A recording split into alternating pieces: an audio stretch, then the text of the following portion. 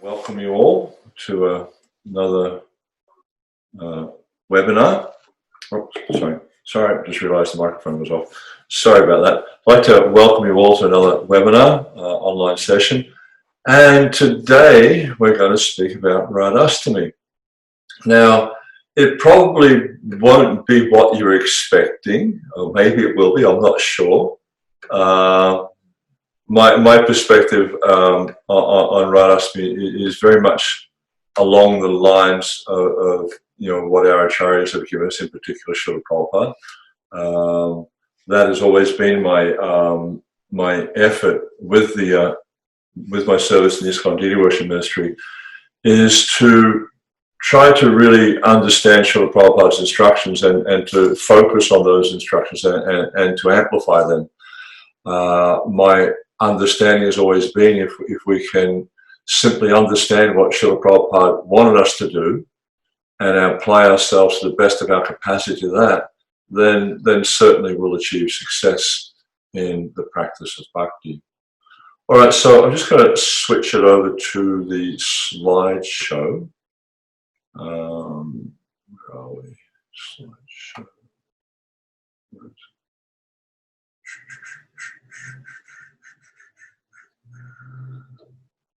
Desktop 2. Just bear with me a second. I always struggle trying to find it. I know it's there somewhere. Oh, there it is. Got it. All right. Share that one. Okay. So, Radhastami. Let's see. Okay. So, this is probably a day that a lot of devotees really look forward to. Very, very sweet day. And what we're going to do is just explore a little bit about the history of Radhastami. And it's quite unique, Radhastami, in that you'll find that largely outside of Vrindavan, it's mostly only the Gaudiya Vaishnavas that observe Radhastami. And of course, in Vrindavan, we'll see there's lots of, I'll analyse it a little bit, not too much, but there's a lot of interesting things they do in Vrindavan. We'll look a little bit at how it's observed outside ISKCON, and also we'll be looking at how it's observed within ISKCON. Yeah, we'll move forward like that. Okay, great.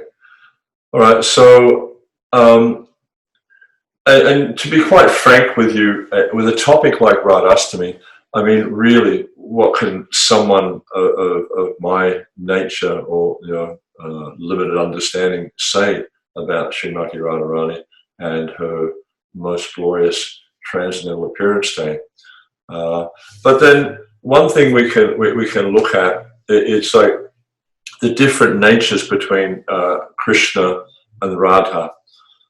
And of course, again, how can we understand this so well? But we can understand a little bit of this based on the teachings of our acharyas, in particular Srila Prabhupada. He has spoken about this.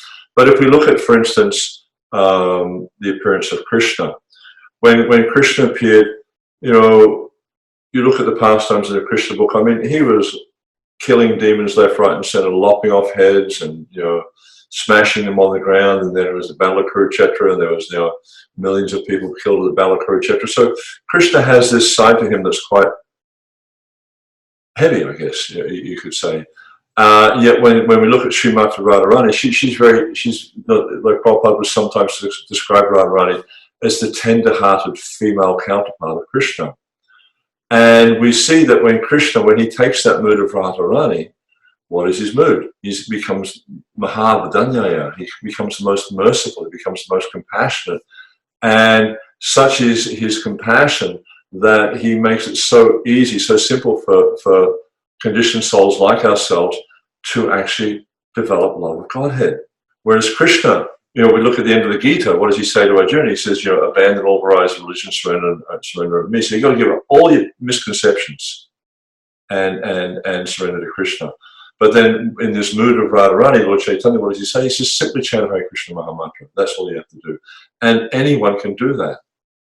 Whereas, to just give up everything and surrender to Krishna is quite a tall ask for most people. So, it's very different moods there. So this mood of Radharani is very much prevalent in the pastimes of Lord Chaitanya. And of course, again, I'd also like to express my gratitude to Vijay Baladev Prabhu from South Africa for assisting with research. I didn't get the time to integrate a lot of his stuff, but I did what I could. Yeah, it's just been a busy week this week. And as I have mentioned previously, I think I mentioned on the day we did Janmashtami, is my intention is to research all of the major festivals, to do presentations on them, and want to explore things like the history of the festival, how it's observed in different parts of the world. As we saw with Janmashtami, there's lots of different parts of the world. Surprisingly, actually, in places like Pakistan, it's actually a national holiday. Well, it's Pakistan or Bangladesh, one of the two. It's a national holiday. The whole country has a day off for the birth of Lord Krishna, even though it's predominantly a Muslim country. You see in Fiji, for instance, they have an 8-day festival. So there's different ways. But interesting, with Radhastami, as I mentioned, it's only largely celebrated in Vrindavan and also primarily by the Gaudiyas. But also I want to look at the comments of our acharyas, particularly Srila Prabhupada, what they had to say about the festival, and also how we can observe these things in ISKCON. So if anyone has any inclination to help research for these things, Vijay Baladev is helping me quite a bit. That would be greatly appreciated. And as I mentioned, lives of the acharyas are also, we're researching that. So a lot, and their influence on our deity worship, their input on our deity worship, also very, very important to help us to understand, what shaped the deity worship the way it is here and now. And actually, one thing I find quite interesting with these webinars and preparing for these webinars is I find out lots of really interesting information, things that I didn't know. About our festivals, etc. like that. Like for instance with Janmashtami, I didn't know they had a national holiday in Pakistan. I thought that was quite remarkable that a Muslim country would have a national holiday. And just a quick reminder before we get into it, please visit our Facebook group, join the group. Also visit and subscribe to our YouTube channel. And if you click on the bell, you'll get notified of any new videos. Usually, every few weeks we manage to put up a new video. Some we find in other sources, and some we're also able to produce ourselves. So please feel free to visit us there. Okay, so I guess the first part we'll do is just do a few questions, answer a few questions about Radhastami, like when does it happen, history of Radhastami, what Srila Prabhupada said about it, the significance of Radhastami for Gaudiya Vaishnavas in particular, and also how to observe Radhastami. I'm not sure how far we'll get along the track there, but I came across a lot of really interesting information from Srila Prabhupada about Radhastami. All right, so let's, without further ado, let's get into it. Okay, so when is Radhastami observed? Now, as we described Janmashtami, it falls just as the Janmashtami comes just after the monsoons have been started retreating. So the fields are full of crops and things like that. It's kind of interesting because if you look in India, a lot of the festivals are very much connected to the agriculture.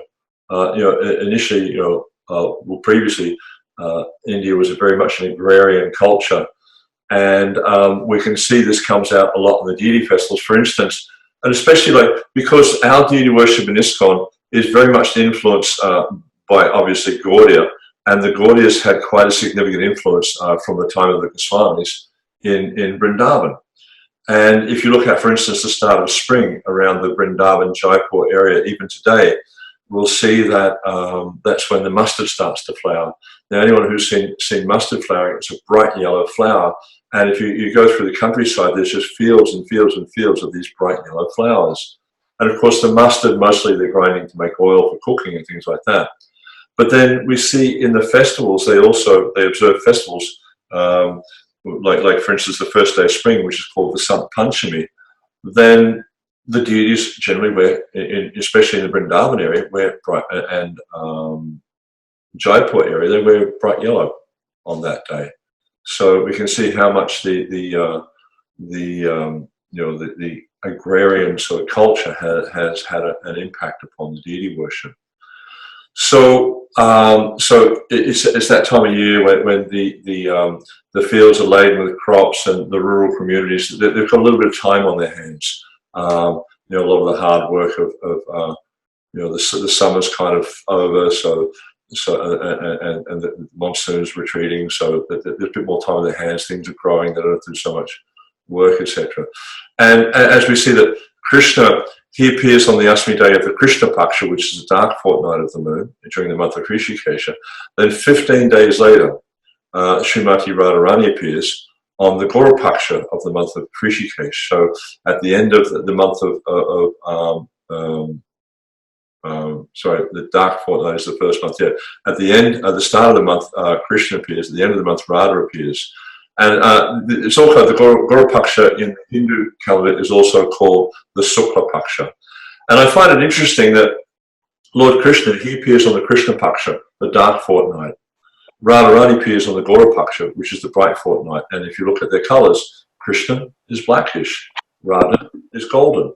So we see that they're appearing like that. So I don't know. Maybe it's not so significant, but I did find it interesting that it was that they appeared like that. Okay, someone's got their microphone on. Let me see. Just bear with me a second. I just kind of. If anyone's got their microphone on, can they please mute it? So it gets a bit distracting when there's microphones. There we go. I just mute them all. Great. Okay. Okay, so the appearance day of Radhastami, as I mentioned, comes 2 days after the appearance of Lord Krishna. 15 weeks to be 15 days to be precise, both on the Astami, and which is the 8th day of the cycle. Astami means 8, and then it's Astami, Navami, Dasami, Ekodasi. Then Chaturdasi, then you'll have a, depending on whether it's the start of the month or the middle of the month, you'll have either a Purnim or a Pratipat. Go through the cycle. All right, so 2 weeks after Janmashtami. And now there's different stories about Radharani's appearance. And sometimes devotees will indicate that these happen in different kalpas. I also heard there's a description in the Lalita Madhava by Rupa Goswami about the birth of Radharani. I looked in the Lalita Madhava and I couldn't find it. And it seems to me maybe it's not in that book, because Lalita Madhava more focuses on Krishna's pastimes in Dwarka, whereas the Vidagdha Madhava focuses on his pastimes in Vrindavan. So if anyone has an exact reference, I'd be interested to look that up and read that. But it basically talks a little bit about how the story of how Radharani was born as the king of a mountain, and she was kidnapped by Putana and rescued by Purnamasi and brought to the family of King Vrishabhanu. But again, I couldn't find that. But then Srila Prabhupada, he has a very different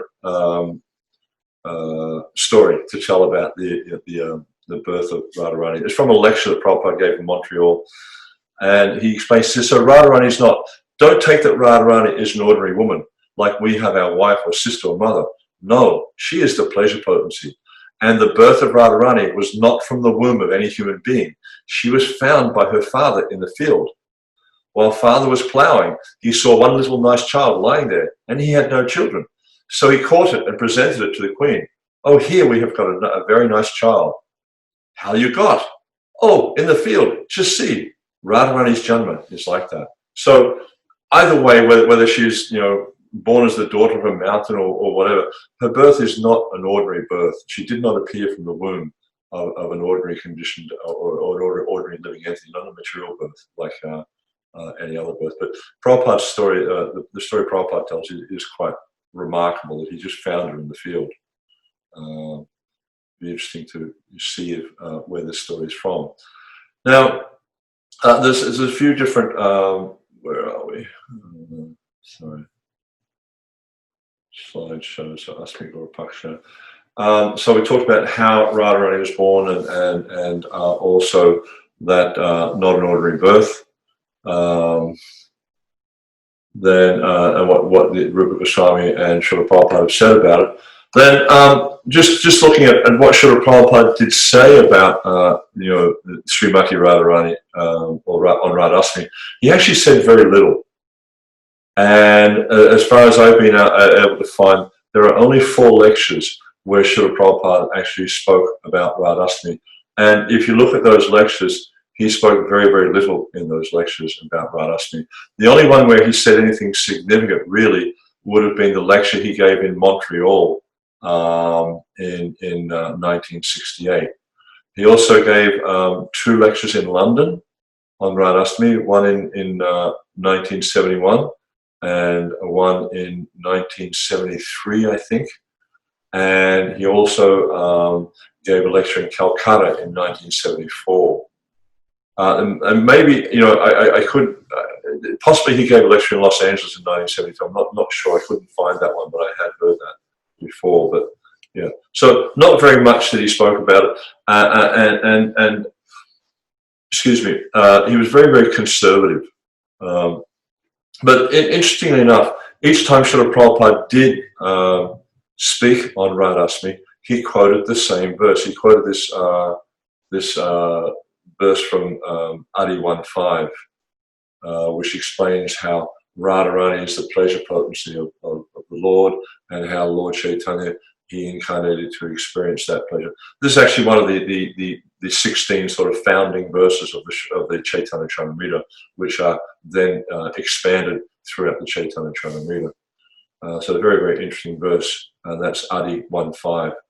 So Prabhupada also sort of explores the element of how Radharani is the pleasure potency of Krishna, and how Krishna, he's the supreme enjoyer, but even though he's the supreme enjoyer, he cannot have pleasure alone. Therefore, he expands as his pleasure potency, and his pleasure potency is Srimati Radharani, and she manifests to enjoy pastimes or loving exchanges with Krishna. And of course, we see that Prabhupada, he stressed how unique the relationship is between Radha and Krishna, and that this can only actually be understood by the most advanced devotees. I'll cite a few references a little bit later on. But we see that if you look at any of the lectures that Prabhupada gave on Radhastami, he speaks mostly about philosophy. He speaks about the philosophy of the relationship between the divine couple. He also speaks about, in one lecture he gave in Calcutta, I think it was, he was talking about the holy name and how the holy name refers to Radharani, and that by praying to the holy name, by praying to Srimati Radharani, we can get the mercy of Krishna, and that Krishna, if we please Radharani, then Krishna will also become pleased with us.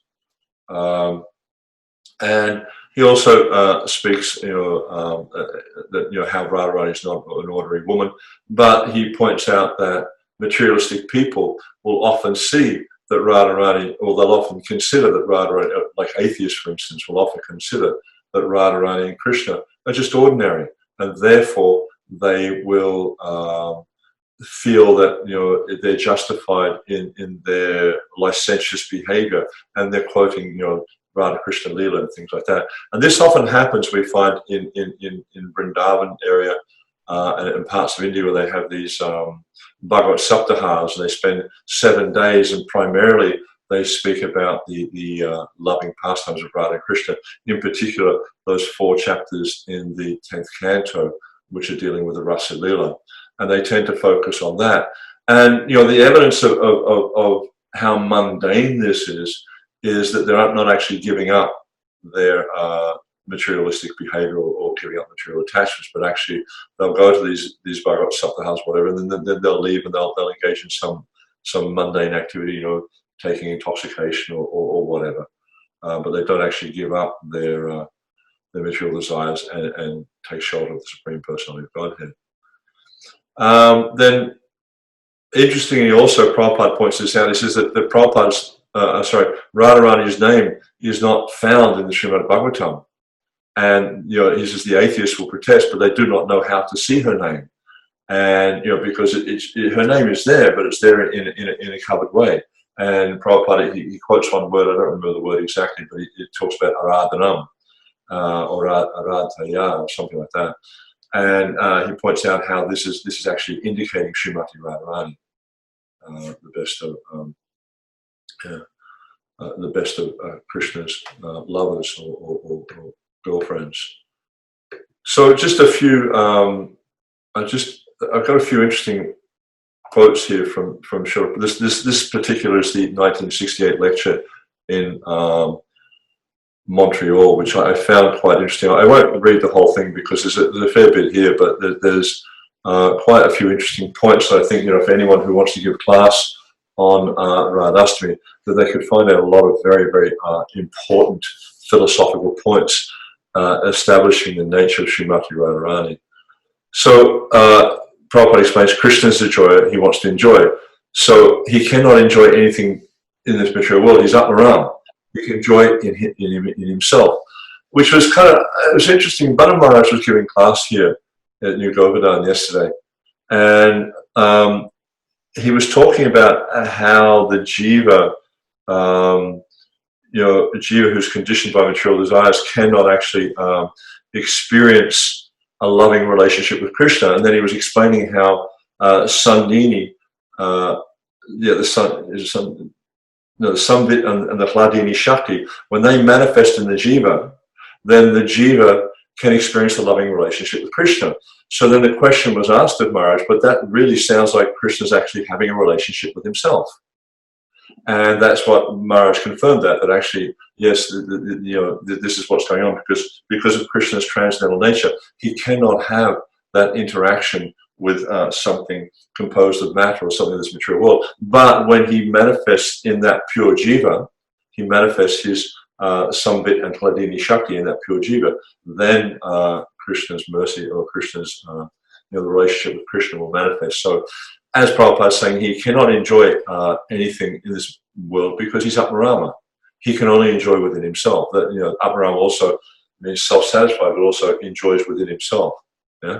Therefore, Prabhupada explains, Radharani is an expansion of his pleasure potency. He doesn't seek externally for his pleasure; he finds pleasure within himself. So Radharani is an expansion of Krishna, so that Krishna can find pleasure in this material world. And he says, just like energy and energetic, you cannot separate. So wherever there's Krishna, there is Radha. And wherever there is Radha, there is Krishna. They're inseparable. So Radha and Krishna is one supreme, but in order to enjoy, they have divided into two. And there's a nice verse that Prabhupada would often quote about that, and explaining how Krishna expanded in two to enjoy, and then to taste that, so that Krishna could taste that enjoyment more fully. Again, they became one in the form of Chaitanya Mahaprabhu. Yeah?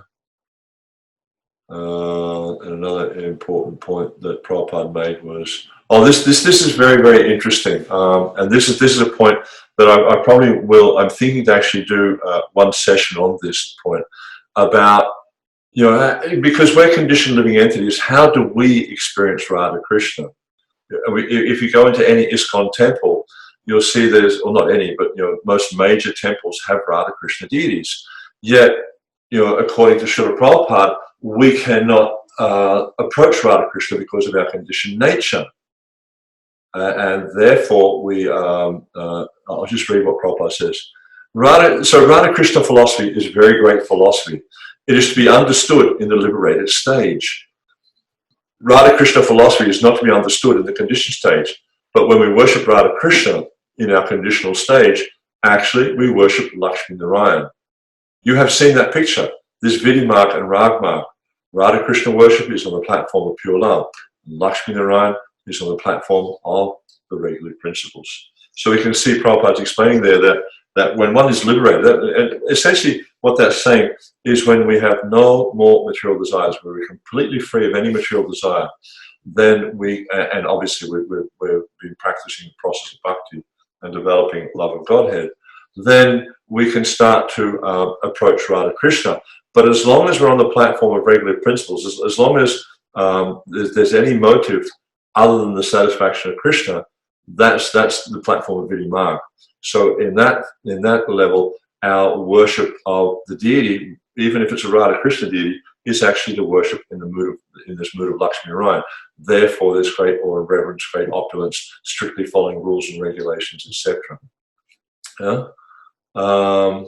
And Prabhupada goes on to say that in the Vidi mark, you have no love for God. We have to follow regular principles. And by following regular principles, we become purified. And then and he gives the example of Madanga playing. When people are practicing Madanga in the beginning stage, it's quite, like I remember the boy next door a few years ago, he started to practice Madanga. And, it was quite, he's a bit of a musician. He was practicing trumpet, and then he was practicing Madanga, and now he's practicing something else.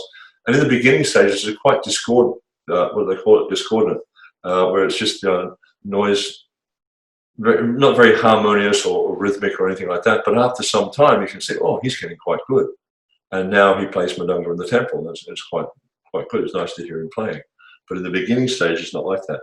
So in the same way with the development of our love of Godhead, in the beginning stage, it's a little bit, not so well in order. But after some practice, then the material desires become purified and we make advancement. And so then Prabhupada goes on. He talks a little bit about the Vidi mark and the Rag mark, and so how when we're on the Vidi mark, we're on the love platform. But when we come to Rag mark, that's when we're on the love platform. That means our motivation is simply to satisfy Krishna. And he says, so without Vidi mark, if anyone wants to learn Rag mark immediately, that is foolishness. He says, therefore, I do not indulge in discussions of Radha Krishna so easily. And Prabhupada's making this point here that he doesn't discuss Radha Krishna's pastimes at all. Or he says so easily here. Rather, go on with the regular principles at the present moment. Gradually, as you become purified, as you come on the transcendental platform, you understand what is Radha Krishna. Don't try to understand Radha Krishna very quickly. It is a very big subject. Yeah? And Srila Prabhupada would often criticize devotees of different groups, also within ISKCON, who would try to, as he would say, jump over to Radha Krishna very easily. And sometimes devotees would voice their interest in being more connected with Radha Krishna than with what Prabhupada was saying. Prabhupada would become sometimes very concerned, sometimes very angry that devotees were trying to prematurely take to this worship or understanding of Radha and Krishna. So, and he makes the point here that if we prematurely take to this worship of Radha and Krishna in this intimate mood of Raj Leela, then there's the danger of becoming prakrita sahaja, and especially in the early stage of ISKCON, the many devotees, Prabhupada would caution them on this type of thing. So, just just a warning that Prabhupada gives there. And then he goes on to say, he starts to sing that song, Radhe Jaya Jaya Madhava Deity. But after he sings the first verse, he said, this song was sung by Rupa Goswami. He is the real person, actual person to understand Radha and Krishna. So we can see, some weeks ago we were talking about Rupa Goswami, the day after his appearance day. And if we reflect back to that discussion we had about Rupa Goswami, we can see that actually Rupa Goswami was not an ordinary person. He was a very, very elevated and actually a liberated soul. And even Lord Chaitanya, when Lord Chaitanya first met him, he actually identified Rupa Goswami's great devotional qualities, and therefore he gave him liberties, or not liberties, but he gave him a lot of mercy, basically, that he normally wouldn't have given to others. And Chaitanya Mahaprabhu was very, very impressed with Rupa Goswami's spiritual development, spiritual evolution, his humility, his great knowledge, his many, many amazing qualities he had. So we see here that Prabhupada is saying he's the real person, he's the actual person to understand Radha Krishna. So again, this warning, in a sense, is not to think that we understand this Radha Krishna, because what happens, what the risk that will happen, is that we'll start to treat Radharani as an ordinary girl and Krishna as an ordinary man, because we see them engaging in pastimes which to our conditioned mind or conditioned state appear to be like the activities of ordinary mundane men and women. So very, very, Prabhupada was very, very cautious there. Then another reference I have from Prabhupada comes from a room conversation in Vrindavan in 1972. He just explains basically Radhastami and birthday birthday of Srimati Radharani. This day the function observed by fasting up till 12 noon and then offering prasadam to the deity. And generally in the evening we should hold a meeting to discuss the Radha Krishna pastimes, especially the glories of Radharani amongst the gopis who are super excellence. That is the way of observing Radharani's fasting to 12 noon. And so he's saying to discuss the pastimes, but then he clarifies that and he says the glories of Radharani. Not that we start to get into intimate rush little pastimes or things like that. Prabhupada was very conservative about that. He didn't encourage devotees to do things like that. And actually, as I mentioned before, he's very concerned when devotees did those sort of things. Then let's see, celebration. We see in other traditions the Radhas, oftentimes from what I could find out, their approach to Radharani, approach to a lot of things, is kind of materialistic. They feel that by pleasing Radharani, by chanting Radha Gayatri mantra and Arti, devotees will overcome all their obstacles and attain their materialistic desires, and finally attain salvation. So this kind of concept of fulfilling material desires is very much strong in their minds. Whereas, for someone who's a genuine devotee of Krishna, they're not so much interested in fulfilling their material desires. They simply want to please Krishna. They simply want to please Radharani. So we see that devotees, particularly those following in the footsteps of the Goswamis, the Gaudiya Vaishnavas, the Goswamis gave a very clear understanding of what the goals were. That we're not interested in and of course this is coming from Chaitanya Mahaprabhu. He says, Nadaram Najaram Sundarim Kavitam Va Jagadish Kame. That I have no desire to accumulate, nor do I accumulate wealth, nor do I desire a beautiful woman, nor do I want any number of followers. I only want your causeless devotion, so it's birth after birth. And this is very much the mood of the Goswamis that they preach. This is what they learned from Chaitanya Mahaprabhu. Now we see in Vrindavan, Radhastami is celebrated in a very big way in Varshana. Then also we see at the Radharani temple, there's two temples up there. The Radha Ballabh Mandir in Vrindavan, also quite big. Banki Bihari temple, that new temple Prem Mandir, they have a big celebration. Nidhivan temple, the Gopinath temple, the Janmabhoomi temple in Mathura, at Radha Kund, of course. And then, of course, we see in Vrindavan also celebrated in a very big way in our Krishna Balaram Mandir. Then, just some different pointers they have on the way they follow is okay, you have your morning bath, and after this you have a pavilion outside, similar to Janmashtami, where you make a pavilion the day before, and you install a clay or a copper kalash in the center. And then you'll also put a deity of, they say statue, but a deity of Radha equipped with clothes on this vessel. I'm not sure. They say on the vessel. I'm not sure what they mean by that. And then after that, so once the deity is established there, then you worship Radha with swords of chant. But interesting enough, they say Radhaji. They don't say Krishna. There's no Krishna there. But from our perspective, wherever there's Radha, there's Krishna. Wherever there's Krishna, there's Radha. They don't go, on their own. And their idea is that the time of worship should be exactly midday. And then you can take, after the fast, then you take sattvic food and then chant Radha Gayatri mantra. And then on the second day, the day after Radhastami, give food to the Brahmanas and give them dakshin. Yeah? So this is some of the ideas they have. Now, in ISKCON,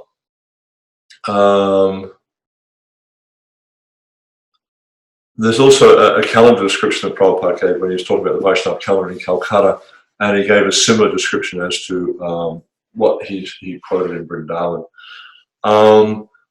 Then just some references from different temples, like in Los Angeles, for instance, that they'll have a yagya on the day when they chant the various names of Radharani, like the Radha Sahasranam and things like that. They actually in Los Angeles on most of the I don't know if they still do it, but at least previously when what's his name, Ram Das was the head pujari there, This is what they would do. They would have on all the major festivals. They would have a yagya where they chant the names of the deity. So for Radharani, they do the Radha Sahasranam, or the 1,000 names of Radharani, and they do an abhishek. They have a procession with the deities, do Pushpanjali, class feast, and usually it's all done before the 6:30 arti, except for the abhishek, which usually comes after the arti, just because being a city temple, what you find often is in city temples is these types of programs are generally geared towards the congregation. Oftentimes they're working, so they tend to have a lot of the festival in the evening, so devotees, when they come home from work, can attend the festival. All right, so then in Mayapur they do a little bit differently. They have a Mahabhishek. Now, usually in Mayapur, most of this stuff is finished before the midday arti. Obviously, you know, most of their community is living on site, or, you know, in Mayapur, so they don't have to worry so much about people who are working and stuff like that. And so they'll have a Mahabhishek, a bog offering. And usually when they do the bog offerings in Mayapur, they'll cover the full altar, the floor, everything. It's just like, you know, there's so much bulb you actually have to put around behind the deities, and a huge amount. And then they have a Maha Arti. Maha Arti generally means an Arti, because it'll usually be the Raj Bog Arti, which means it's extra lamp, you know, because you've got the camphor lamp and the Panchadeep, or the ghee lamp. But when they do a Maha Arti, they'll also include this lamp, which is called a Merudeep, which is kind of like a big, shaped like a big conical sort of thing with lots of layers of flames. And if you've ever offered one of those things, there's a few challenges there. One is they get really heavy after a while, because they're all metal and stuff. And the other thing is after a few minutes, because you've got, you know, maybe 50 to 100 ghee lamps on there, they wind up being like a huge fireball. And if you're offering one with a metal handle, which in my Mayapur, the one they have has a metal handle, it gets really hot. I have also seen them with wooden handles. It seems to me like, I haven't used one with a wooden handle, but it seems to me like the wooden handle is a better idea, because you're not going to get so hot and you'll be able to hold on to it. But I actually saw one place where, actually in Vrindavan, at the Jamuna, where the gentleman who was every evening they do a Jamuna puja. And I went down there one time, and I noticed the gentleman who was offering the Arti Jamuna, he put like a heavy cloth over his arm because of the heat of the flame. So yeah, if you ever have to do a Maha Arti, be mindful that they get really hot, those things. There's some yeah, in some temples, I know in Vrindavan, for instance, that they have the policy that on Radhastami anyone can cook. And I think in Mayapur they have the same policy also, that anyone can come and cook. And of course, different temples have different policies. Different temples will only allow Brahmins to cook on any day. So, you know, it's up to the local temples to decide what they do. Then, so they also, in Mayapur, they do a Panchamrit Abhishek. So they'll do the Panchagavya Abhishek first, then the Panchamrit. Then they flick butter onto Radharani's body. I don't really understand why they do that. It could potentially be, you know, that story that's there in the Bhagavatam, where it's describing how the cowherd men, I think it was, the cowherd men and ladies, they were celebrating some festival, and they were actually flicking butter and yogurt at each other. So yeah, they're doing that there, although, you know, not something I would overly encourage. But in Vrindavan, they throw butter and they smear it all over the body. Also, yogurt, shrikand, cream, ghee, saffron or turmeric is added to the yogurt to make it more colourful, and also added in the yogurt. You can put it in all the things, actually, the shrikand, etc. It just makes it look very colourful. Yeah, it's just flicked onto the deity.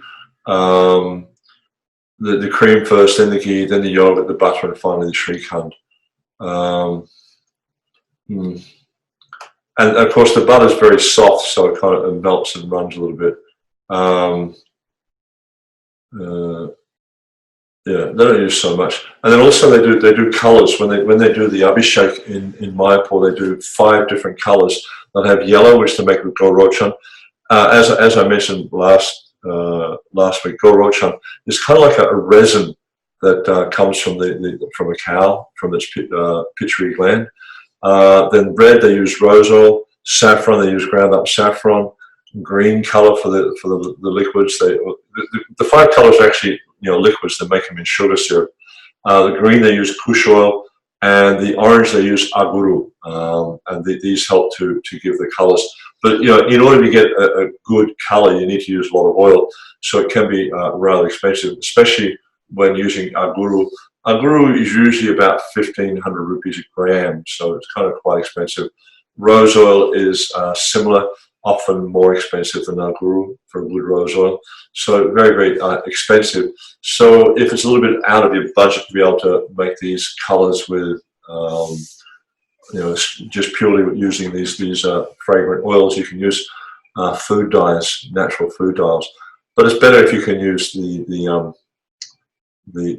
oils. But if you can't, like I said, if you can't afford, then use food dyes, but also get the oils and put the oils in there to make them fragrant. I remember doing the Panchatattva Abhishek in Mayapur, where the Panchatattva were installed, and we had made all these coloured waters using just oils, and the fragrances were so potent that actually the devotees halfway up the temple room could smell the fragrances that were being poured on the deities. So just different things that devotees do. Not that I personally wouldn't encourage you to start flicking yogurt and cream and butter into the deities. You might attract the wrath of certain devotees, I would imagine. Might think it's a little bit sort of too unusual. Now, one thing that often comes up, actually, I was asked this question yesterday from devotees in Fiji, and it's about showing Srimati Radharani's lotus feet. Now, there's a really important letter that Srila Prabhupada wrote to Dhruvananda in 1973. Now, this is, while one say, oh, but it's only a letter, devotees may say that, but if we look at the circumstances of the letter, when it was written and who it was written to, Srila Prabhupada in 1972 had spent about 5 months in Los Angeles. And according to Bhadri Narayan Maharaj, who was there at the time, Srila Prabhupada covered every single aspect of the temple program. He covered management. He set up the morning program that we know today. He went through the deity worship, all the festivals, the daily worship, Tulsi Aarti, the whole thing. And so Srila Prabhupada had spent a lot of time there, focusing on every single detail of the functioning of a temple. And then he asked devotees to come from around the world to learn that program that he established and to then take it back with them to the temple and to then replicate the same thing. So that's when this letter was written. But the person this letter was written to was the head pujari of ISKCON Los Angeles. At that time, ISKCON Los Angeles was the ISKCON world headquarters. So therefore, seeing this, we're accepting this as being a very, very significant statement from Srila Prabhupada. And so he says, your first question, shall Srimati Radharani's feet be showing? The answer is no, they should never be seen. Krishna's feet, however, should be showing. Then in a letter to Parikshit, Parikshit was an artist, you can continue not showing Srimati Radharani's feet. So these are the 2 statements from Prabhupada in this regard. And following this, we in 2018, ISKCON Deity Worship Ministry released a position paper, and supporting this perspective or just amplifying this perspective. And the paper was endorsed in the following year in 2019 as by the GBC as the official ISKCON statement on this. So yeah, that's where that is. Okay, so and of course, similar to Janmashtami, observing the festival at home, same kind of idea, as we did with Janmashtami. If you don't have deities, you can have a nice picture of Radha and Krishna, set up the altar. You can, on an altar, on a table or whatever, decorate around the altar, garlands or beads or whatever you have. you can do arti, food offering. You can do some nice bhajans, especially that bhajan by Rupa Goswami, Radhe Jaya Jaya Madhava Deity. Prabhupada himself sung it on Radhastami. If you have deities, you can do an abhishek, milk, yogurt, ghee, honey, sugar water. Of course, you can cook a feast for Radharani. She particularly likes, there's a preparation called Radha Ballabha Kachoris that apparently Radharani is very, very fond of. There are urd dal kachori, she's quite fond of, and also Prabhupada was very fond of kachoris. There's a plum chutney that has become quite famous in ISKCON on Radhastami. They call it Radha Red Plum Chutney. I'm not sure. I mean, I've never read anywhere where it's accepted as Radharani's favourite, but it seems to be that it's become a favourite in ISKCON at least. And of course, we can offer gifts. We can get children involved. That they can make nice birthday cards for Srimati Radharani. They can help make garlands. They can help make different types of decorations. There's so many things that the kids can also get involved in. So yeah, that's Radhastami. So any let me just see if I can get this out of the way. Stop the share. Okay. Any questions at all on that?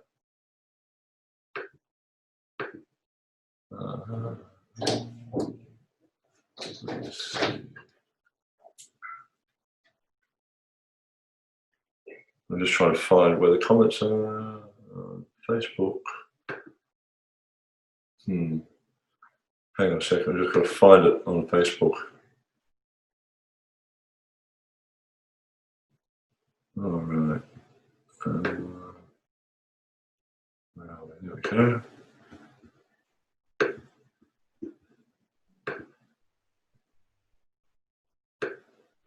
Okay.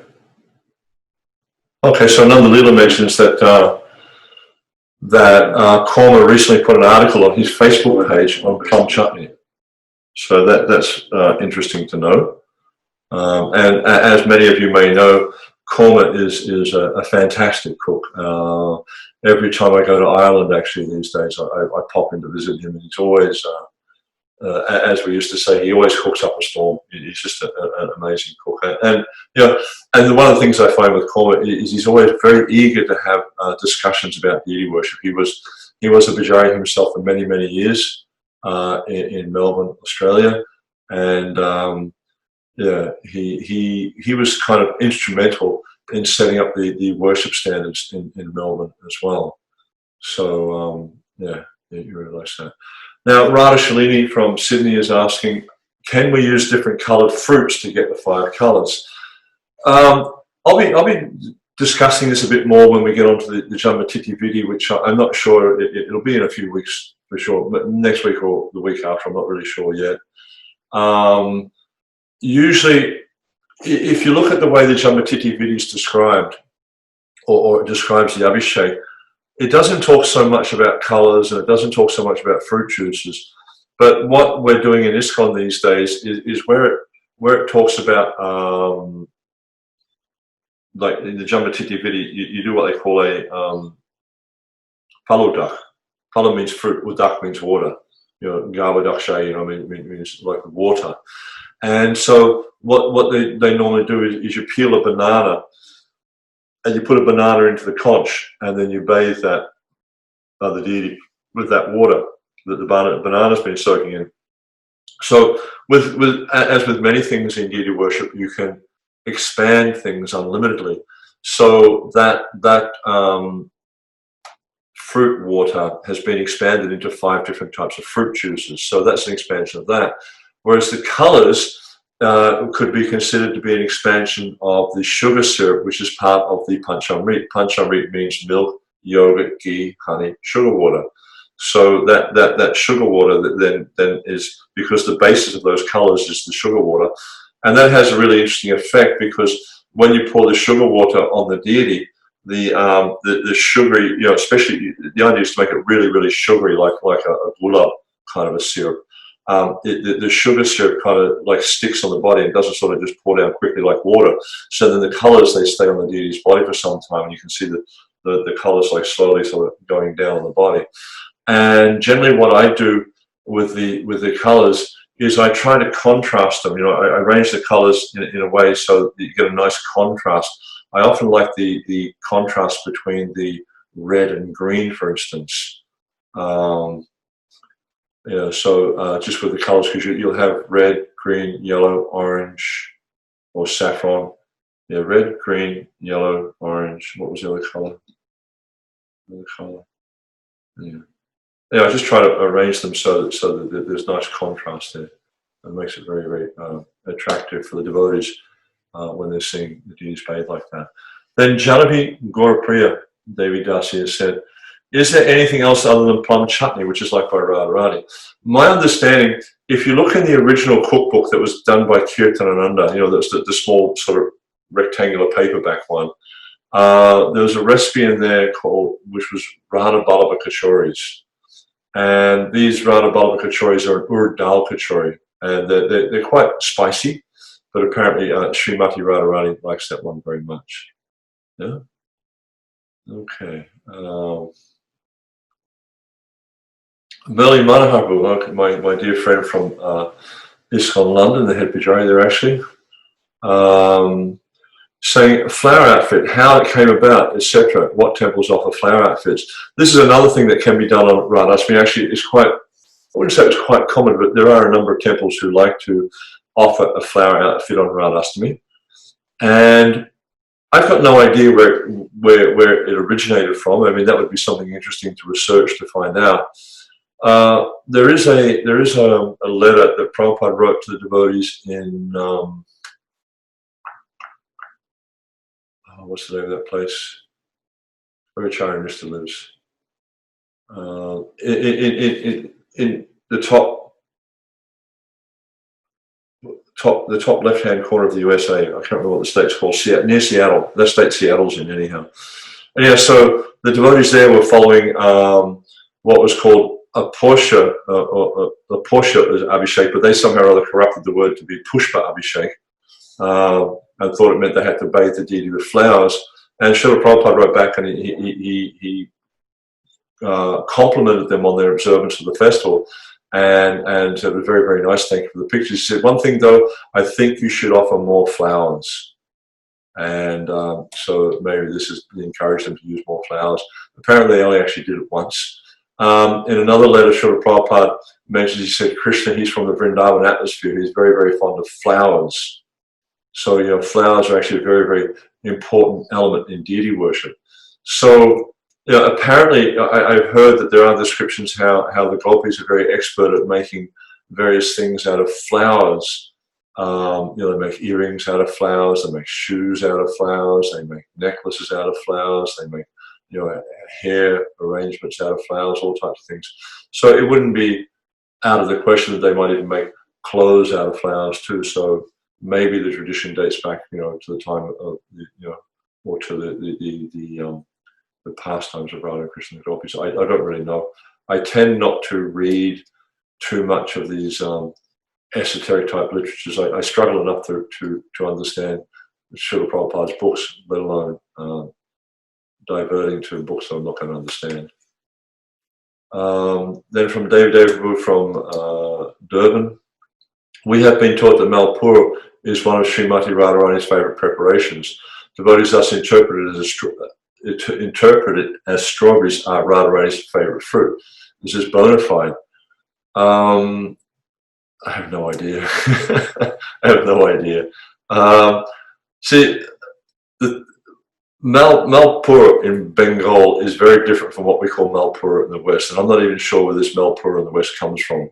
Malpur in Bengal is kind of like a sweet pancake kind of thing, you know, that's like it's all a little bit like, you know, pancakes covered in treacle kind of thing, but not, doesn't taste like it, it doesn't look like it. It's the same kind of concept.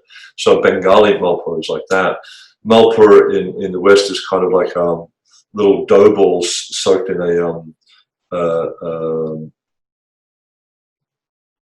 yogurt kind of a sauce with fruits, and you know, like most of these different types of recipes are very much region specific in India.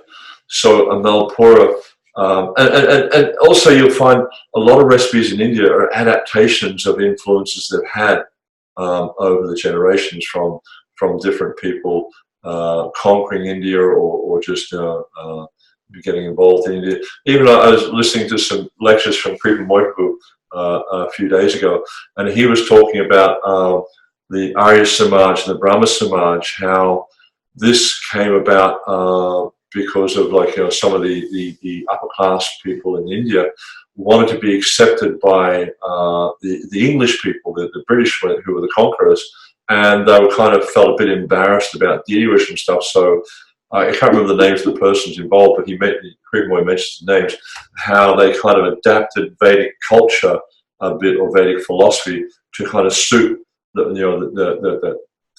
need there, and that they were trying to satisfy the English.